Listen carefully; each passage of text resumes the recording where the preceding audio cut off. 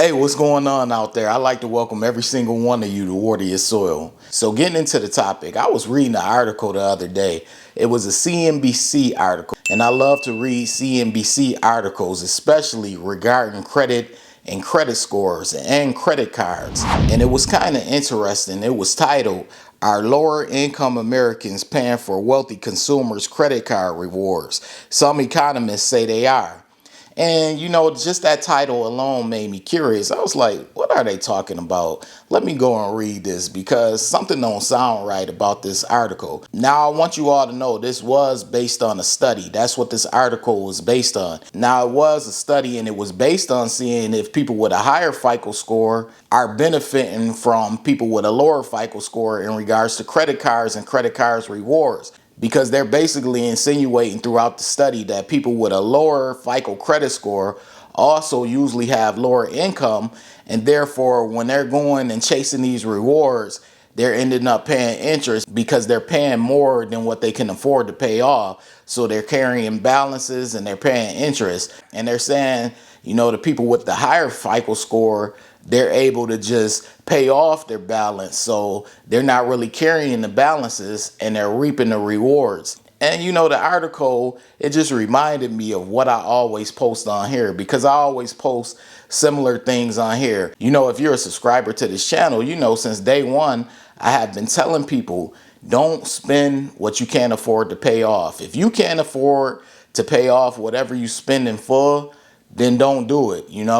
Go and use a debit card or use cash. Don't view your credit card and the money on your credit card, your credit limit, as free money, because it's not free money. It's money that you owe. You're going to eventually have to pay it back. And if you don't pay it back, it will have an impact on you financially, especially in terms of your credit score. See, a lot of people, they think they could get away with it. They like, hey, I'll just carry balances, rack up late fees, rack up interest, and I'll just let it sit and go to collections and I won't worry about it. Maybe I'll dispute it, or I'll go about, just letting it sit on my credit report and I won't have to pay that money back.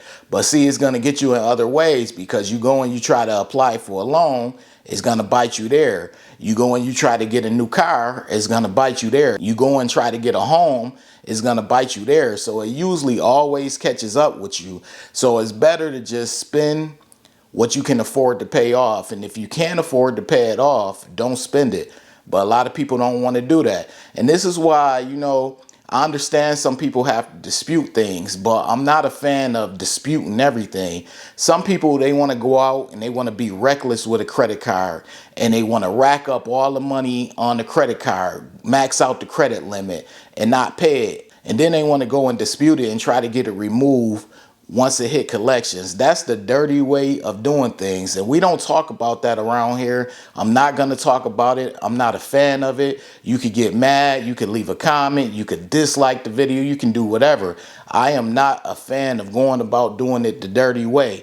And that's not something that I co-sign, and it's not something that I'm talking about on this channel. If you cannot afford to pay off whatever you spend on your credit card, my advice to you is to not use your credit card.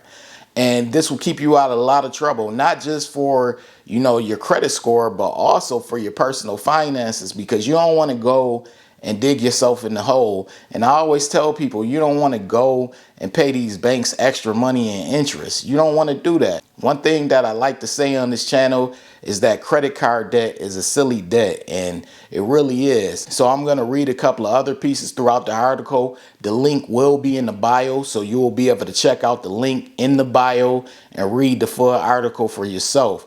But be sure to give it a read. It was a good read. It was a quick read. At the end of the day, it was determined that, of course, the people with higher FICO credit scores are not harming people with lower credit scores. But I'm going to read through some of the pieces. So it says, in the same year, banks reported more than $140 billion in revenue from all credit cards. That is from three main revenue sources: $9.9 billion in fee income, $89.7 billion in interest income, and $41.3 billion from interchange or swipe fees. More than half of that revenue comes from rewards credit cards, according to Algorithms. So they basically saying that a good amount of money that banks have banks being your credit card issuers. They're saying that a good amount of the money that they get comes from people trying to go and achieve those credit card rewards because reward credit cards are popular. Just be realistic. That's why a lot of people are signing up for credit cards because they are trying to go after rewards. And that goes for low credit score, high credit score, low income, high income, whatever you want to call it. People want the credit card rewards. Now, this was one of the interesting parts of the article. This one stuck out to me.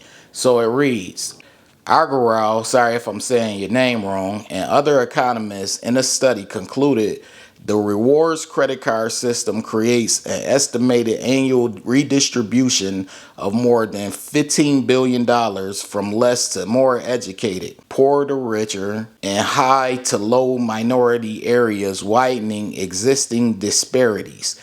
That means there's $15 billion that could be distributed in a different way to achieve greater equality. Now, they're basically trying to say, hey, you could pass around this credit card rewards money and help people who are misfortunate. And, I understand that logic, but you really shouldn't place blame on people with higher FICO scores. People work hard to achieve a higher FICO score. It usually comes from great financial discipline. Other than people who are authorized users on other people's accounts, most people work their way up to a good or excellent credit score. And you really shouldn't put that blame on them because they take responsibility in managing their credit accounts the correct way. And therefore, they should be able to benefit from that and not be blamed for the disparities. It also says low FICO credit score customers are essentially spending so much more on the reward cards to get access to the rewards, which is only 2 to 3% of the value of the spending, that they accumulate debt, and that debt accumulation causes this huge interest payment that is going to the bank, Argyle said.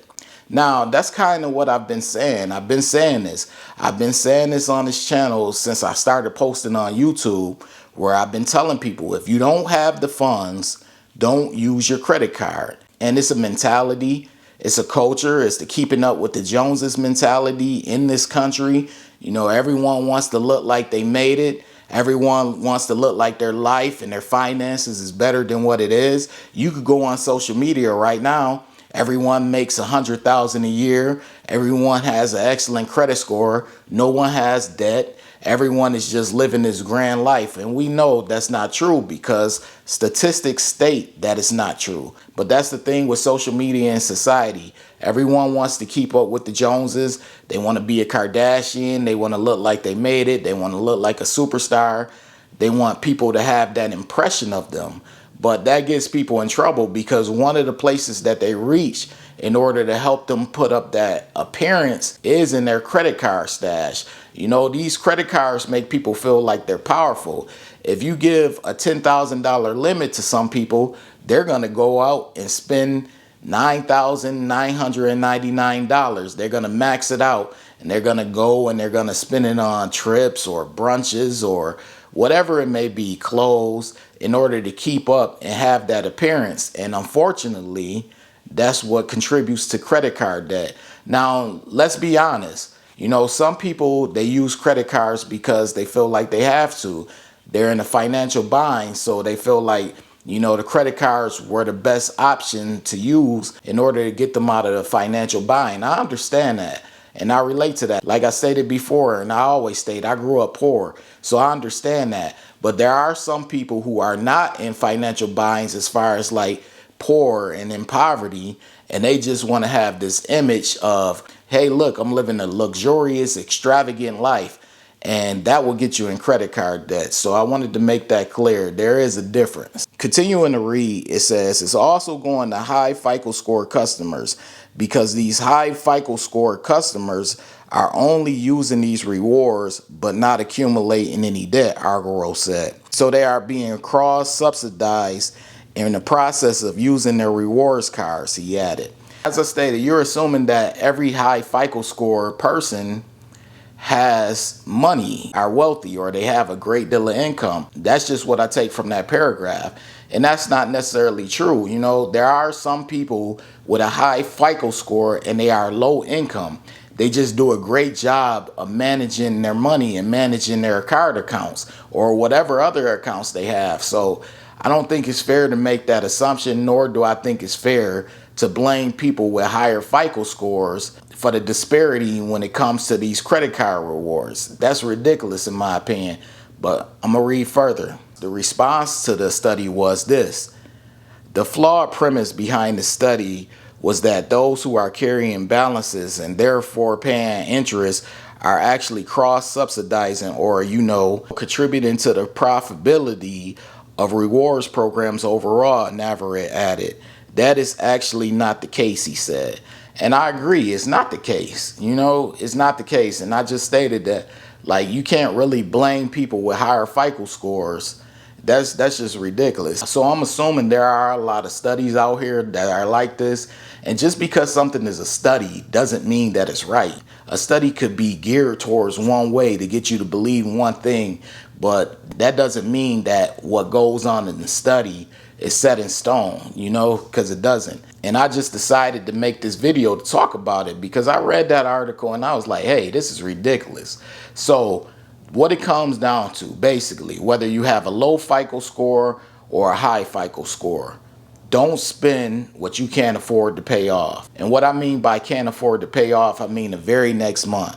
So if you can't afford to pay whatever you spent in April, if you can't afford to pay it off in full in May, don't spend, don't do it.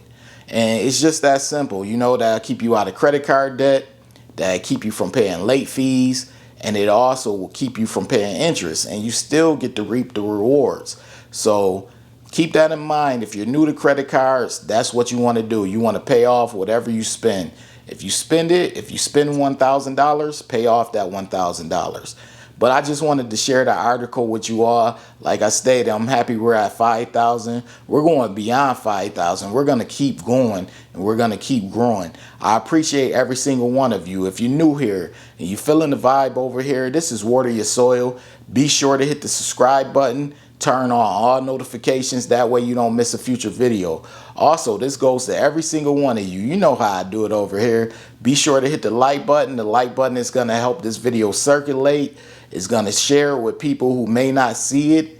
Hit the like button. That's your way of showing support for this video. Also, it's your way of showing support for this channel. I really appreciate every single one of you for watching this video. As I stated, we at 5,000 now. We're going further. I appreciate you. This is Water Your Soil, and I'm out.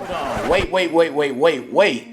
Before you leave, be sure to check out the description box below. That way you can have all the credit resources from Water Your Soil. Also, be sure to hit the subscribe button, the like button as well, all right?